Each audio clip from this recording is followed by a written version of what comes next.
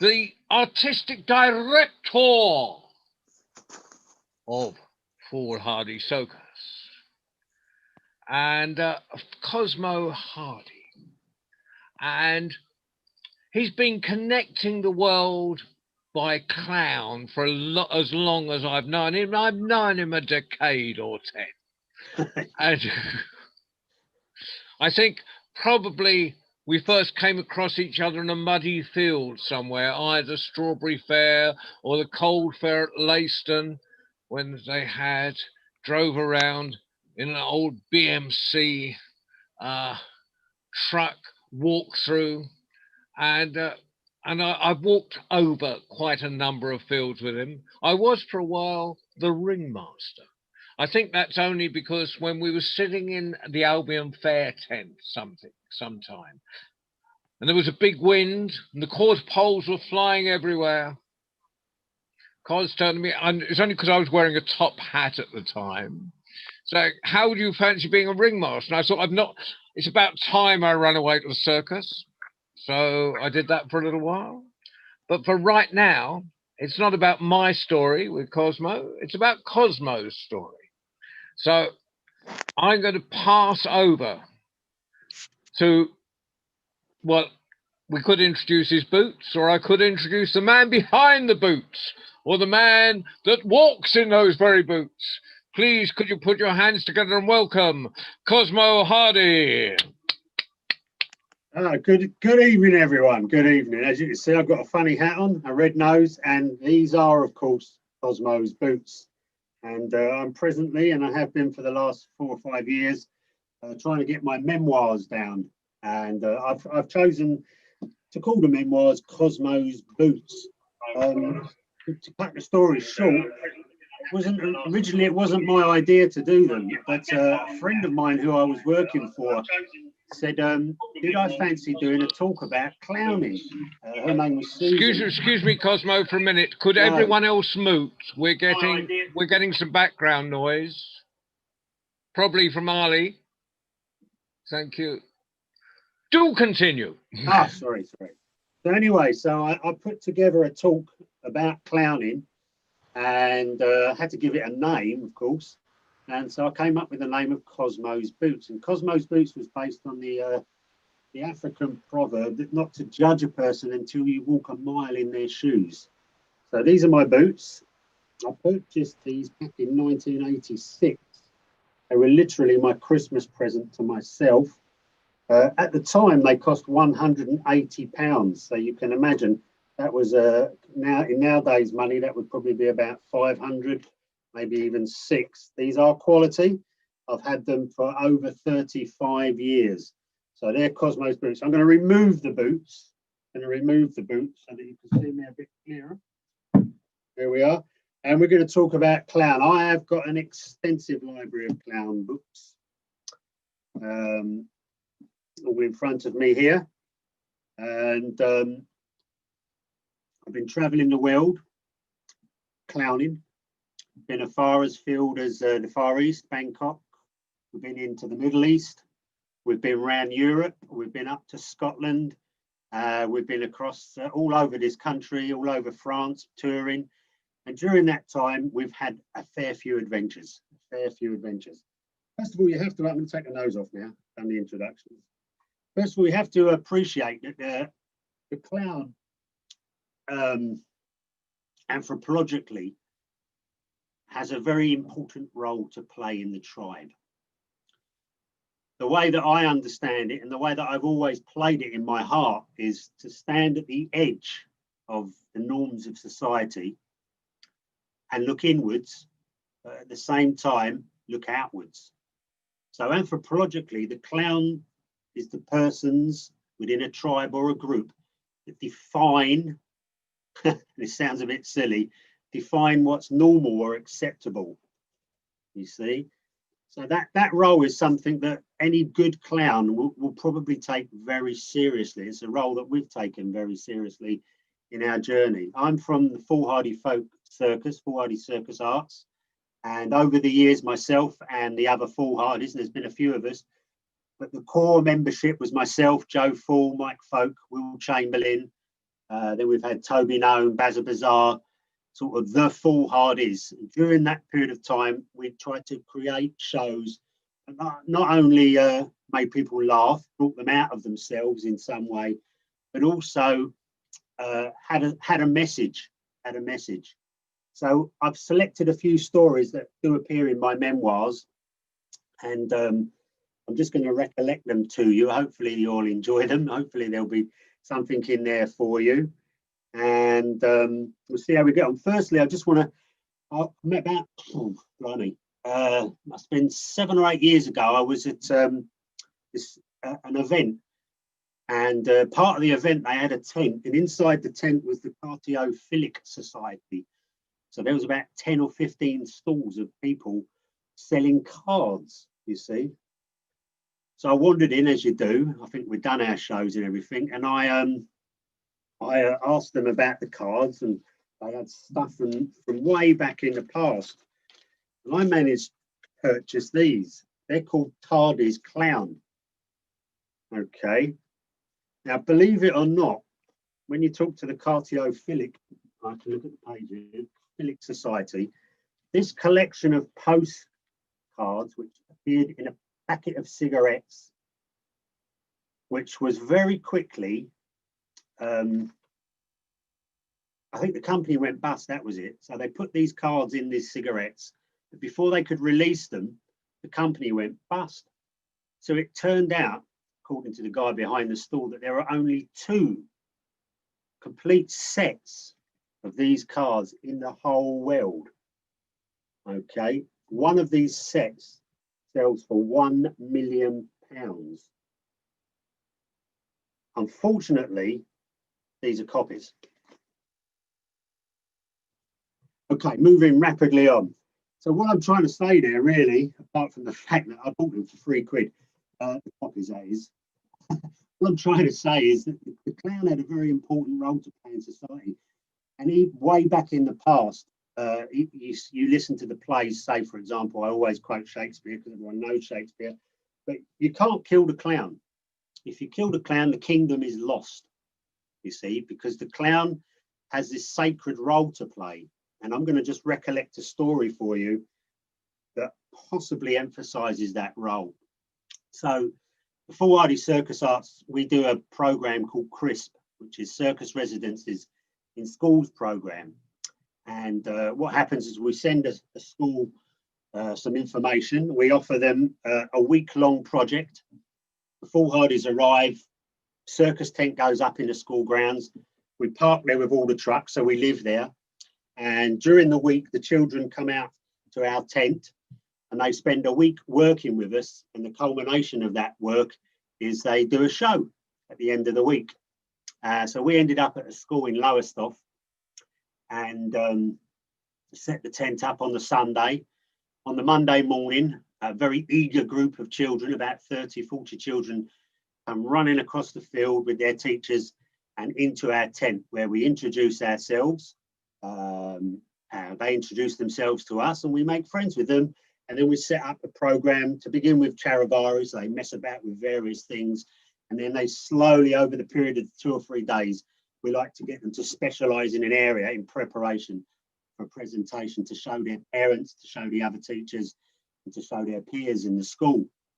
Well, usually within a group of children, there are different characters. So before we'd even started, a couple of the teachers wandered over and they sort of gave us this list of characters. They said, blah, blah, blah, blah. We said, hold on. We said, we don't want to know what your relationship with this child is. As far as we're concerned, as soon as they walk through that tent door, they can reinvent themselves. They can be whoever they want to be. If you're telling me who they are before they get there, how can they possibly do that? And this was a vibe or an ethos we had amongst all of our staff. It was a way that we operated. We wanted to know nothing about those children. We wanted them to come to us, be whoever they wanted to be, because the first thing we told them when they come in the tent is you can be whoever you want to be. Leave your baggage at the door. Reinvent yourself. So in come the children. and amongst them is some really exciting kids. So Joe Fool, usually he was our unicycling specialist, and Joe was my partner for 36 years. He sadly passed away, and he was a true clown in the truest sense of the word, the most amazing guy. Not only was he a clown, but he'd travelled around the world in various guises. He'd been a Buddhist monk for a while. He was just a special person. And amongst the children was one young lad with an amazing, beautiful Mohican hairstyle. And he took to the unicycles. So by the end of day one, this kid was on this unicycle, just on it and on it and on it. And Joe was there as the unicycle teacher working with him. And I think in the evening, as the child was about to go home, Joe gave him the unicycle. He said, look, you go home, you practice at home. So, and then tomorrow morning, come back and we'll carry on working in preparation for this show on the Friday. But there we are. The kid comes back on the Tuesday and he's really doing well. And the parents even wandered over and thanked us and said, you know, how the child had just absolutely loved this unicycle. I said, oh, it's fantastic. What we're here for, have fun. I'm working with some other kids doing clowns. There were some trapeze people there. Eddie was with the Diabloists, and we, you know, in the evenings we were all chatting about how we're going to get the kids to do the show. And the idea was that the kids could choose their music. They can even choose some costumes. We had two massive, great big trunks full of costumes. The kid comes back with a unicycle, working with Joe on day two. The teachers, meanwhile, they're a little bit like amazed, because apparently, and they start to tell us this now, although we've told them not to, this kid is like supposed to be a problem kid, and the parents are supposed to be problem parents. We try to not say anything and just get on with the job that we're doing for there. The headmaster, meanwhile, and this needs to be said, he hasn't even come out to see us. And I think by the Wednesday, it's become apparent that there's this massive schism in the school between the headmaster and the members of the staff. The headmaster is rather dictatorial, and the relations in the school are not good. And we're getting loads of this back. The headmaster didn't even want to have the circus there. Apparently, in the previous headmistress had booked us the previous year before she left, and they didn't change it. And the staff had angled for it as well. The new headmaster's come in. That's beginning of that year, September. We're there in July, and he's not a very pleasant person by all accounts. Or this is what the teachers are telling us. Day 4 comes, the Thursday, and the kid with the Mohican who's been doing the unicycle arrives at the school, and his Mohican's gone. So Joe says, what happened to your Mohican, mate? And he said, the headmaster made me take it off. We said, what? He said, yeah. He said, he told my parents that they have to cut my hair because it's not appropriate for the school. This is I think he was about 11, this kid. He's got this beautiful hairstyle, Mohican hairstyle. And the headmaster had made him cut his hairstyle off with some, you know, like they do, you can't wear this, you can't wear that, you can't do that. So the kids, he took it well, that young lad. End of the day comes, we go out and we see the parents, we say, you know, and they said, yeah. And they, you know, said, we got a letter, blah, blah, blah. We couldn't believe it. We absolutely couldn't believe it. Kid goes home, we're all chatting away, all the Foolhardys over a cup of tea and that. And I remember Chris Cole was there, he was doing Chinese pole with the kids. And Joe Fool, being Joe, he went, you know what? Pardon the English, but fuck it. He said to Chris, he said, get the shears out. So that night, we all had a few drinks and that. And Joe Fool, he got his hair, and he had long hair, all grey like myself.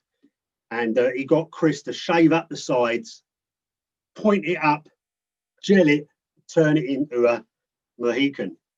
So there's Joe Fool with a Mohican Thursday night. Friday day is the show time. And we're all there, and the kids practice in the morning, and it comes to the show.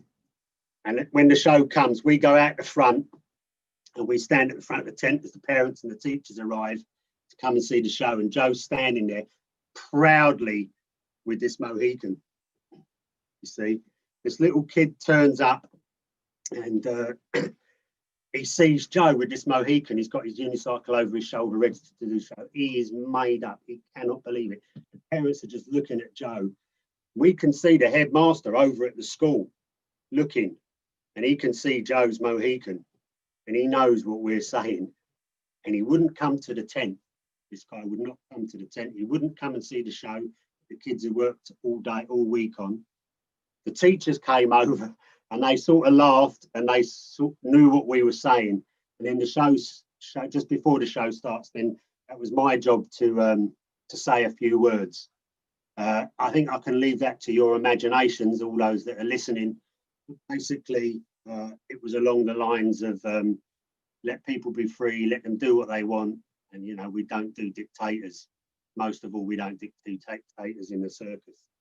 That was Joe Fool, and what an amazing guy he was. What a character, and what a statement to make. And we never went back to that school, I'm pretty sure.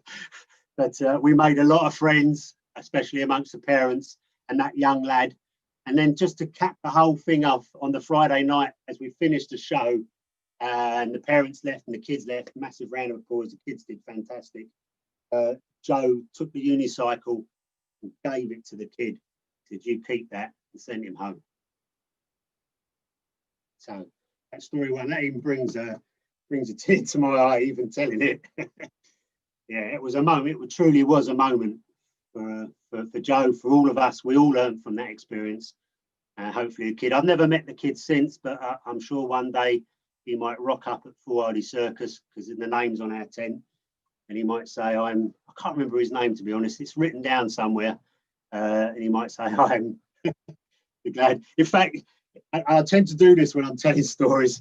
And many years ago, where I lived in Matishall, there was a lad opposite me, and I gave him a unicycle. No, I bought him one for really cheap, for 20 quid. His parents, yeah, that's what I managed to get him one cheaply. He learned to unicycle. He was really good. And then about 5 or 6 years later, when he was about 20 years old, he sold me the unicycle back because he didn't want it anymore. His nan and granddad lived down the road from me, and I bumped into him, and he went, I just don't need that unicycle. He said, yeah, I'll buy it back for 20, bought it back. And then the other day, just before Christmas Eve, my son rings up. He's broken down in the middle of the road on the way home in the Foolhardy truck. Okay, and there is a GoFundMe thing. I think John was going to put it up. This is a true thing. He's blown a head gasket on the van. And we go there to rescue it after much deliberations of what to do, me and a friend, Dibsy. And basically, we're going to tow it. Just as we're setting off to tow, this is like 11 o'clock at night on Christmas Eve. First of all, an ambulance rocks up. Do we need any help? No, we're fine, thanks. Then the police, they don't really want to know. We're fine, thanks. Off they go. And then, lo and behold, the lad turns up with the unicycle. Who I bought the unicycle off in a really smart van. He went, Cosmo, the Foolhardys, anything I can do to help? I said, yeah, you could go behind us and flash your lights. So we have a little convoy to protect the vehicle. And off we went. So things go in big circles, massive, huge circles. Anyway, that was completely off the track there. I just totally went off the track. I'm going to tell you another story, one that features in the book. That's already been written. And it's called the story of the Bangkok Tiger. Okay. I think we drank on this story for the best part of a couple of years, because when it had happened and after it happened, and when we returned to Europe and travelled around doing the festivals in Europe, quite a few other circus people or circus performers or circus families came up and asked us to tell the story, because obviously what had happened had spread around the circus world. To my knowledge, the circus that we were involved with in Bangkok are still going. They were called the Royal American Circus while we were performing in Bangkok, but actually in Australia they were Silver Circus. I think Frank Gasser sold the show, but I'm still in touch with them on Facebook, that whole family. So basically what happened was initially when the Foolhardys started, we'd been working with Zippo Circus, and it came up just before Christmas time. We get a phone call from Zippo, Martin, and he said, do you guys fancy going to Bangkok to work in a big show? We said, yeah, mate, love it, love it. Well, he said this agent, Babs Retsford, she's got all the details. I'll pass you on to her. I said, you don't want to go? He said, no, we're fully booked. I said, okay, we'd love to do it, mate. It'd be fantastic. But Babs gets hold of we get hold of Babs. We said, look, Martin's put us in touch with you. We're up for this job in Bangkok. She says, yeah, fine. Start the whole process. There's another story there about how we got the visas. Basically, cut it short, but I will appear in the book. It was like a Kafkaesque novel, the whole thing, in this country and when we went over there. But at a certain point in the Thai embassy, I called up Joe back in Norwich, who impersonated the circus over in Bangkok, and said, yeah, they're coming to work for us. So we got the visas. Anyway, we arrived at the circus in Bangkok. That was on 1st of January 1995. And the show hasn't started yet. We say hello to everybody, get settled in, run a few rehearsals. It soon becomes apparent that we're working for a circus with animals. Okay, with all due respect, we had for quite a few years not wanted to work with circus with animals. We'd been a bit outspoken on the issue as clowns, and we'd probably lost work because of it. But suddenly we find ourselves in a circus that's got animals. It had a dog act. That's fair enough. No cruelty there, really. Dogs seemed happier than the owner. And it had what they call a mixed cage: 2 tigers, 2 panthers, and 2 leopards. And the guy who owned the circus, Frank Gasser from the Nee family, he was the animal trainer. So basically, what happened? We get to the end of the first half of the show. It was a huge show. It was over 2.5 hours long. But during the first half of the show, one of the clowns, Dougie Ashton, wasn't even in that half of the show. He'd go and play tennis with his wife. Foolhardys were in that half of the show. We did an acro routine, I think, and a couple of run-ins for changeovers. The interval would come. Up would go the cage, ready for the second half of the show, which opened with a dance. So all the dancing girls ran on, did a dance in the cage. Cage door was open. The tigers and wildcats came down from their cages, down a long tunnel and into the cage where Frank Gasser was waiting for them to do the routine. And I used to watch it. I was fascinated by it. I was fascinated by the tigers. Every night before I went home, back to the hotel, I'd always just glance at them and make eye contact. And I could see the sadness in their eyes. And it really did hurt to see wild animals kept in that way. The next thing, what happens next is, for the start of the show, for the start of the run, there were 5 cats in the cage. One of the tigers wasn't being used. We said, oh, why is that tiger not being used? He said it had an injury and they were just making it get better again. But in a week or so, it should be fine. A week later, Frank says, yep, the tiger's ready. They stuck the cage up early in the morning that same day, did a quick rehearsal with the tiger. It was fine, went through its paces, and then off it goes, ready for the evening show. Evening show comes, first half's fine, Dougie's off playing tennis, Foolhardys do their thing. Cage goes up, full. The tent was full. There were 4,000 people in the tent. Girls go on, do the dancing. Frank goes into the ring, ready to do the act. Frank Gasser, he's got 3 sons who are also on the show: Julian, Frank Jr. Can't remember the other lad's name. No, it's 4 sons. There were 4 sons on the show because one did sound and light. So the 4 sons and Frank there. Frank goes in the ring. They open the cage door. The animals come running down the cage that leads into the ring, but the front tiger, bang, smashes into the cage. So the door hasn't opened. It's jammed, locked. So the tiger can't get out. It smashed its head up because they're sort of running an autopilot. Starts scratching at the floor. Stupidly, I don't know how this happened, but underneath the ground and the floor, there was an electrical cable. So suddenly the tiger scratches. It's got an electric shock. I was literally like 2 foot away from this, just standing by the cage door. I love watching the acts. I loved watching the triple somersault every night. And I quickly shouted up to one of the other sons who was up on the gantry doing the sound and light. The tiger's got an electric shock, bashed its head. Stop the act, stop the act. He didn't really hear me. No one heard me. There's too much noise going on, too much excitement trying to get the cage door open. Cage door open, tigers run in, go onto their pedestals, in go the leopards, in go the panthers. So they're all on the pedestals waiting for the act to begin. The cats are well trained. They have no trouble doing the act. The whip is not real. It makes a cracking sound, but you certainly don't hurt the animals with it. It's a fake thing. It's like a clicker. So that's there. Frank does the whip, makes it look spectacular. Cats start doing a few tricks. Unfortunately, this tiger that's had the electric shock and bashed its head stays on the pedestal, and it doesn't move. So Frank goes over to it. Now, one thing I was told, that if the cat doesn't do it, you have to get it to do it. Otherwise, its authority goes up and it starts to think, oh, I can get away with this. So Frank goes over, starts to encourage it. Nothing's happened. So stupidly, the guy, a really old guy, 65, the guy who trained the trapeze act, he was there with them. His family were part of the show. They've been connected to the family for quite a long time. He runs around to the outside of the cage and starts prodding the tiger. Yeah, that annoys the tiger even more. Frank's playing around with the tiger. Tiger gets really vicious, swipes his claw out. You see, I can't remember the guy who was doing that. Grabs Frank, pulls Frank in and takes a chunk out of him. Frank falls on the ground. There's blood everywhere.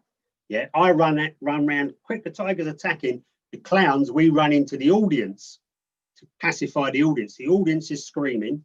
The tiger's there going crazy. The sons run into the circus ring to rescue their dad. The tiger's just sitting there like that. The other cats, unbelievably, are just doing the act. They're jumping through the hoop and everything. One of the stagehands starts to encourage those cats back down the tunnel to get them out. Bettoni, that was his name, the guy who bashed it like that. Frank's on the floor. So Julian, the son, he comes up and he's got this big stick like that to try and get the tiger away. Goes like this, knocks, it's a big metal stick, bashes his brother, Frank Jr., across the ribs, hits him so hard, he breaks a rib, or yeah, small Frank. So Frank's going to end up in hospital as well.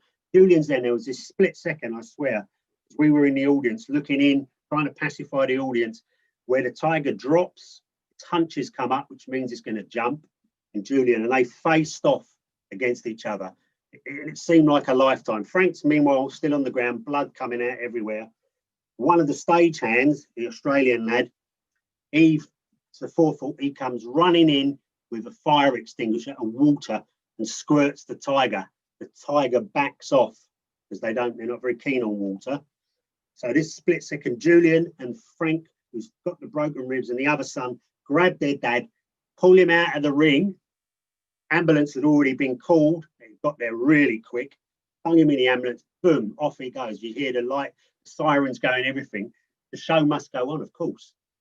Yeah, 4,000 people there. We've managed to pacify them as best we can. The cage comes down. The next act goes on, which was a bounding rope act, the Gomez family. That comes off. Then Dougie Ashton, the other clown, Dougie and Sally Ashton, who've been off playing tennis, they've wandered back, completely oblivious to what's happened, got his trumpet, put his costume on, walked into the ring. Well, you can imagine the audience have got all this psychological pent-up energy. They are laughing their heads off at this act with the trumpet and everything, and his wife. He comes off and he comes in the change room. He said, God, Cosmo, he says, I was good tonight, wasn't I said, Dougie, let me just tell you what's just happened. Show carries on. All the other acts carry on. We hear that Frank's in the hospital. Gets to the last act. The problem is Frank Jr., who's the catcher for the triple and for the trapeze act, is also in hospital with 2 broken ribs. So the old boy, Benoni, he is trained him. He puts the costume on. He's about 60, 65. I don't know how old he was. Climbs up and he's swinging now. Up goes Julian, the son who does the triple. I swear to you, on the 3rd attempt, he caught the triple. This old boy caught it. Yeah. Show comes to an end, audience goes out. Obviously, the press are going crazy over this. Most of us, not everyone, but quite a lot of us jump into a vehicle and just shoot down the hospital as fast as we possibly could. We get to the hospital, we go in, the three clowns and the three sons go in, and a couple of the dancing girls, basically the people that were the closest to Frank and got on really well with him.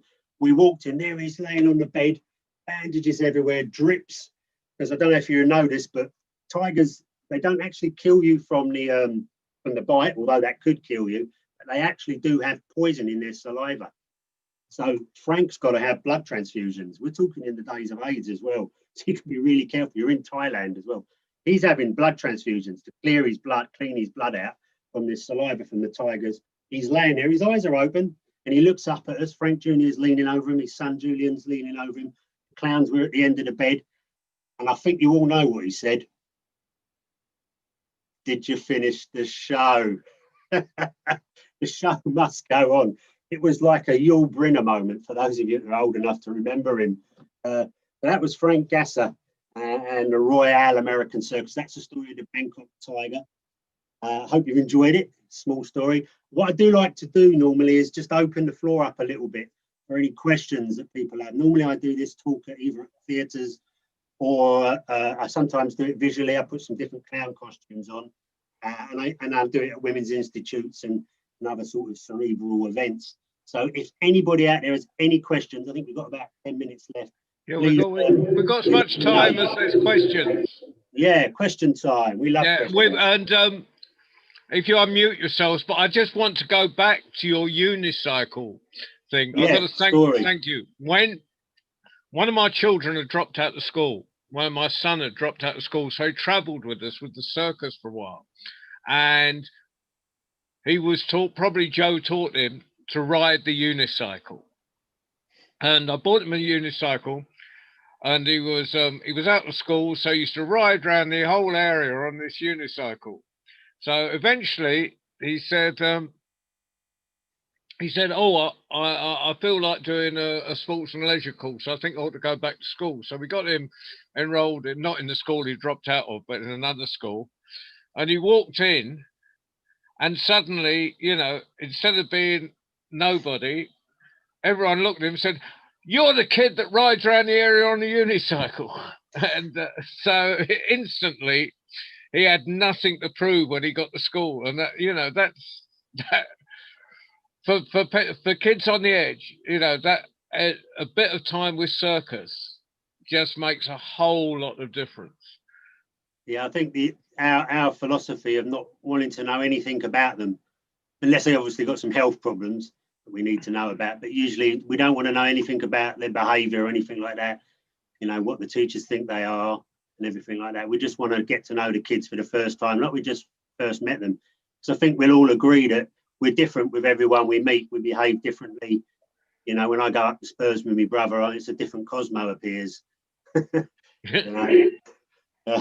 Not that raucous, I might add, but you know, I'm from my days when I used to go to football a lot, and strangely enough, a lot of the friends from them times don't seem to have moved from where they were. Strangely enough, but who knows? Maybe they're doing the same as me, just reverting back to school. Anyway, questions? Anybody that's out there? Just see what we can come up with. Usually, that just starts a whole load of other stories for me. That's why I like them, but I like the randomness of them.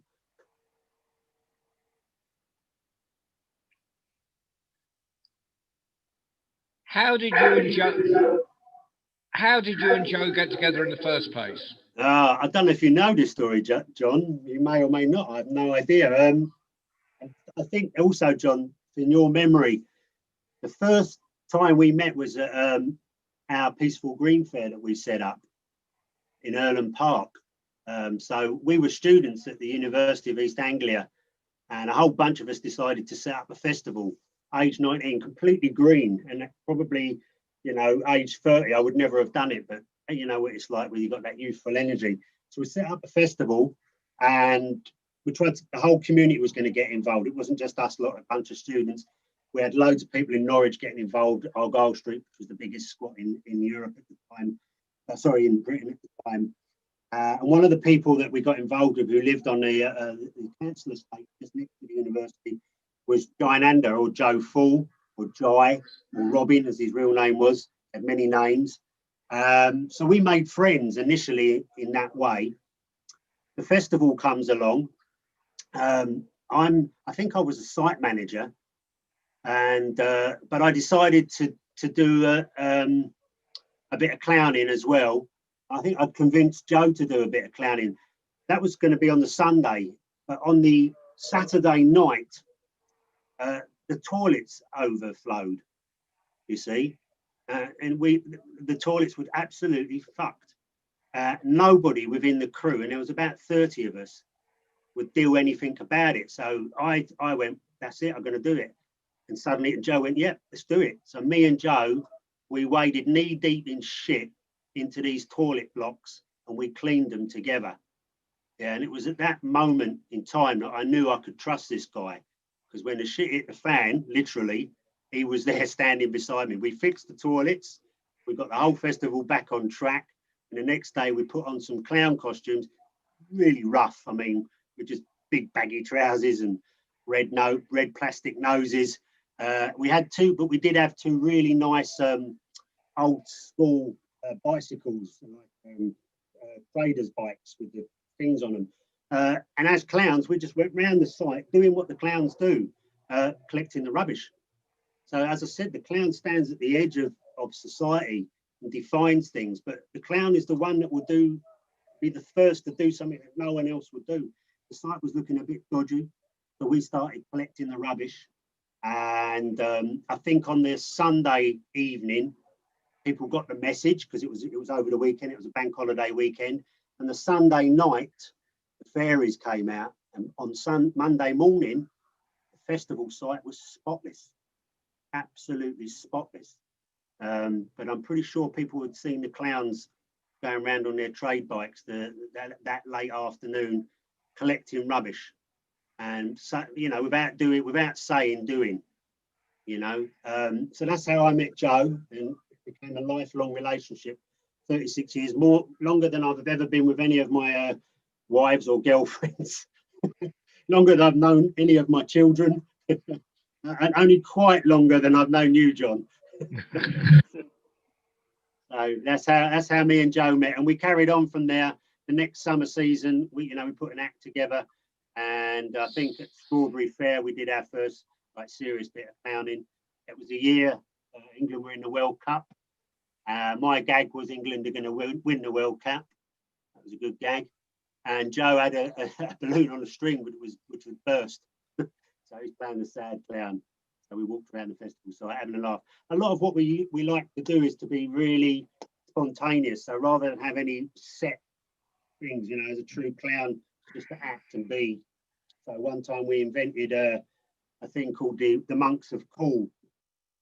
Basically two clown monks who go around the site with a bag, and in the bag people can put their hands in the bag and take out little koans. So it gives us a chance to work and talk to everybody, and respond to everybody, but without a set as such, just working purely on what we can come up with on the moment, and really being in the moment and believing in that moment and trusting the universe to provide what's right for that moment.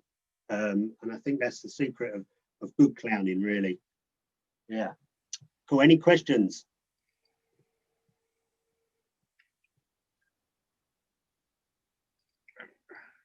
Now I'm going to come back again then. How do I need to plug my thing in here. Just plug it in. Just make sure we don't lose power. Oh yeah. In. We're good. Yeah. We're back. Hey. Yeah, you got one of the children on a generator outside on the little bike around. Yeah, I know you. I've done that routine. Yeah, it's quite a nice routine.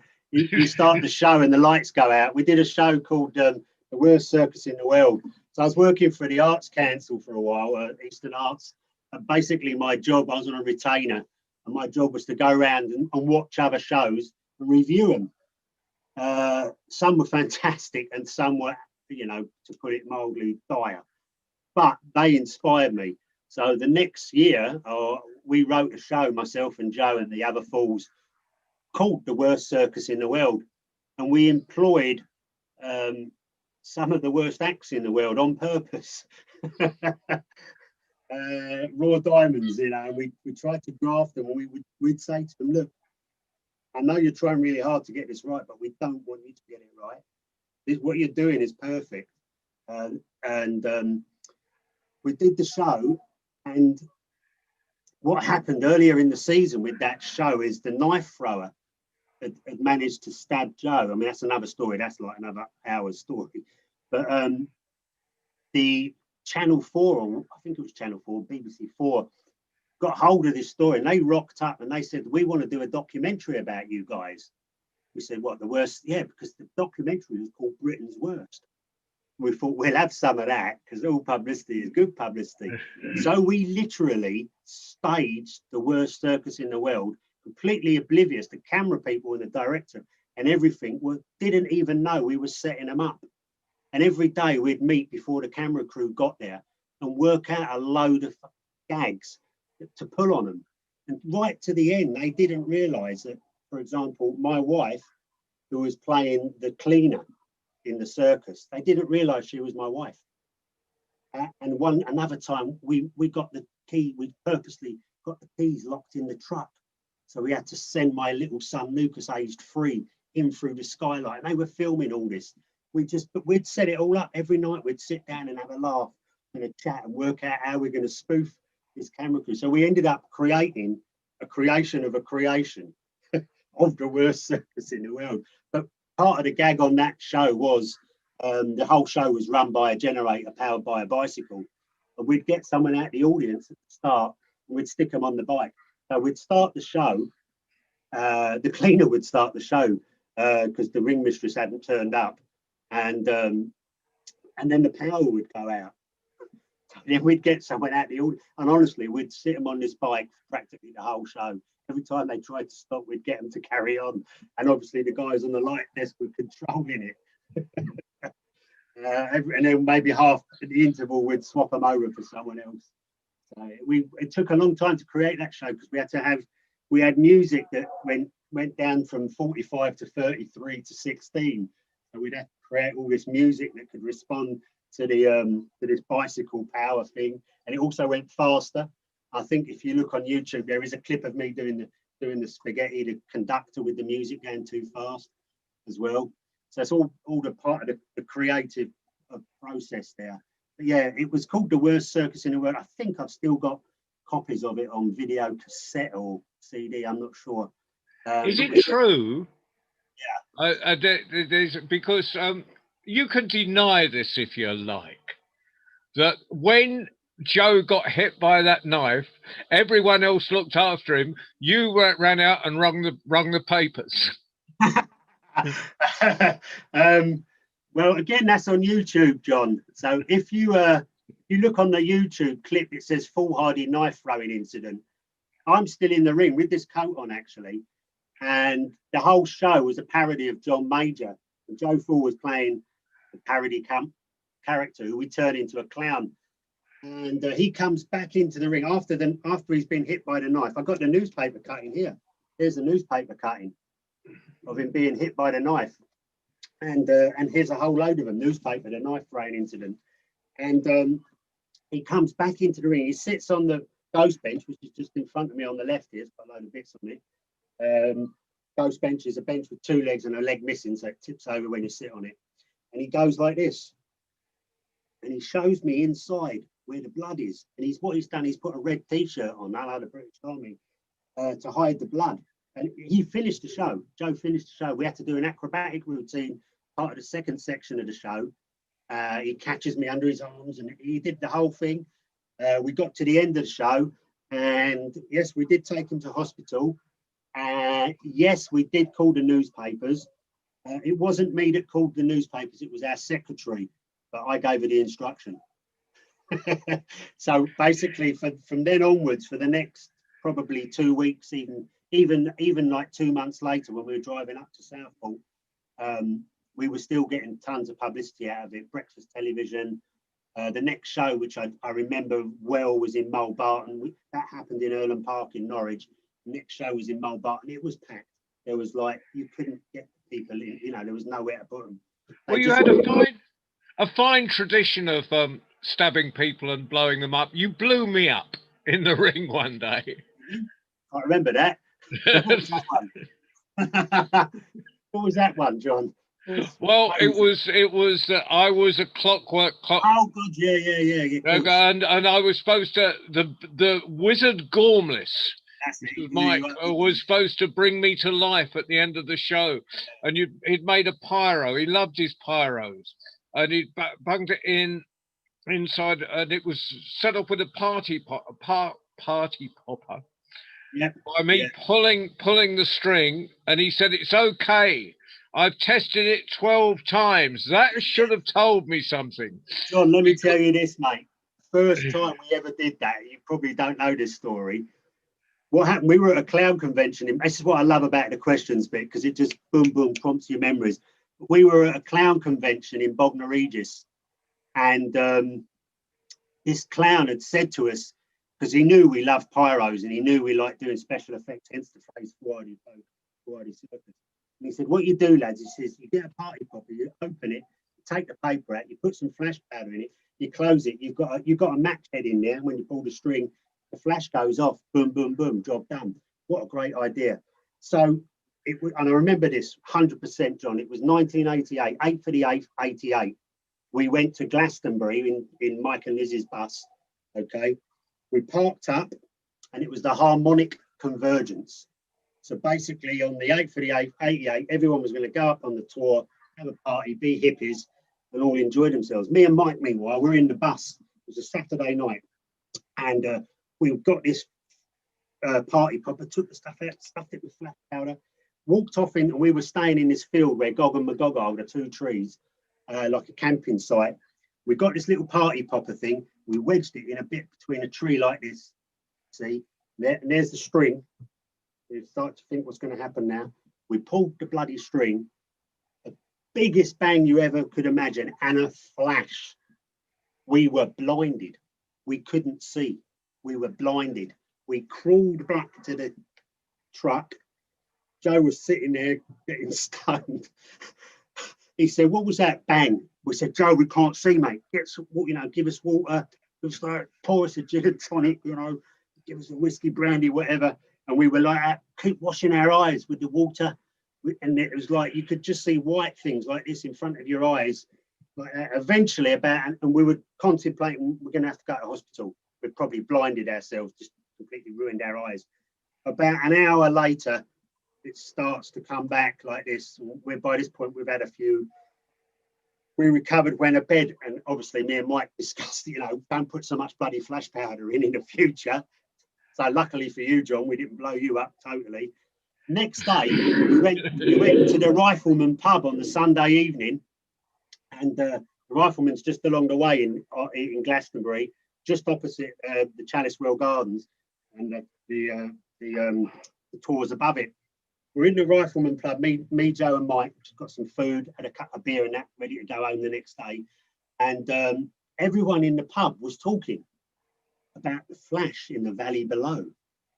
8 for the 8, 88. So all these hippies were up on the top of this hill.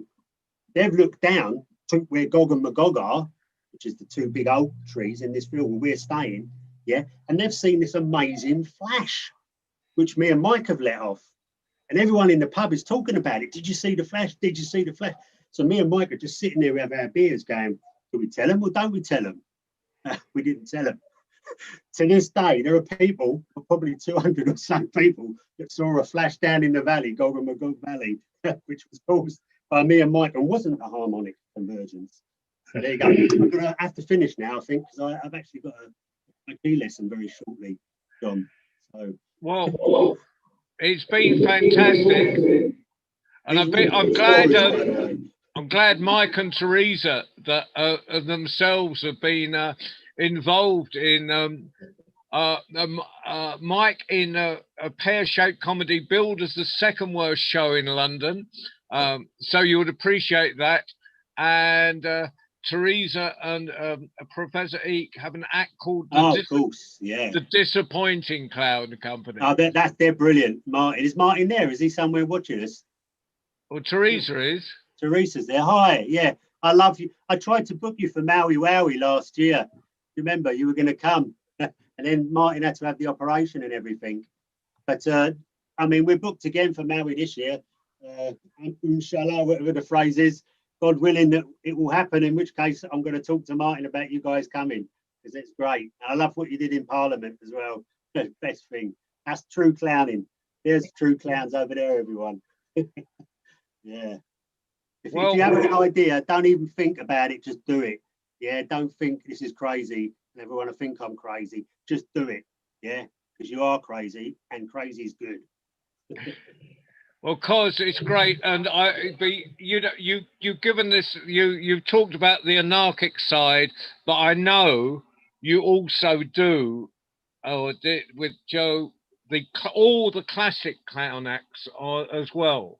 You know, so it's that mixture of sort of spontaneity and grounded in, or what you put together is sort of classic clown and spontaneous. So it keeps going forward. It keeps going forward. Yeah, yeah.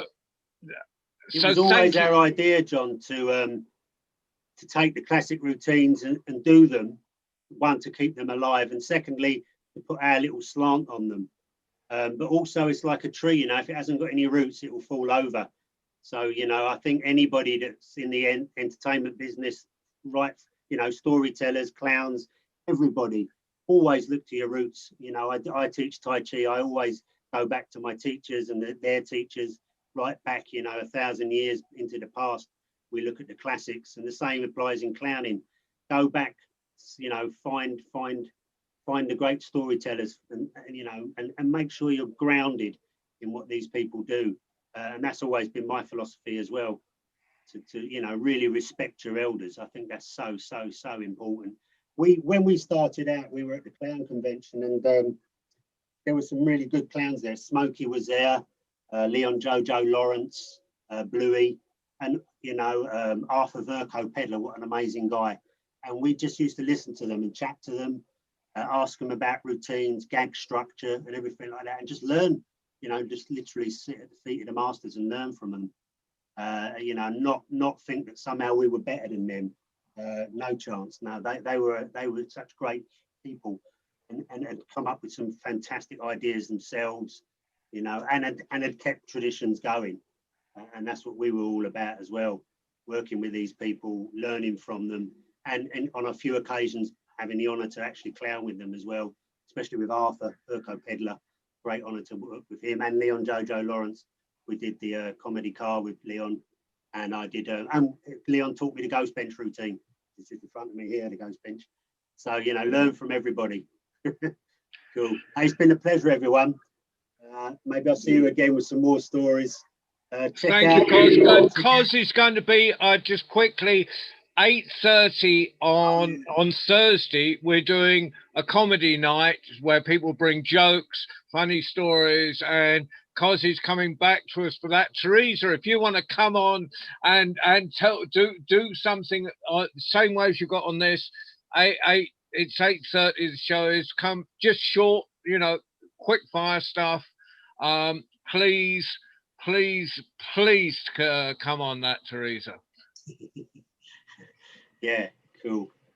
Thank you. See you Thursday, Cos. See you Thursday, mate. Cheers. I'll see you up in Norfolk sometime, boy. Right, this too shall pass. Thank you, Ali, for driving the bus. Thank you all for coming. One final round of applause for Cosmo. Right. Have a good night. Thank you, my man. Thank you, Mike.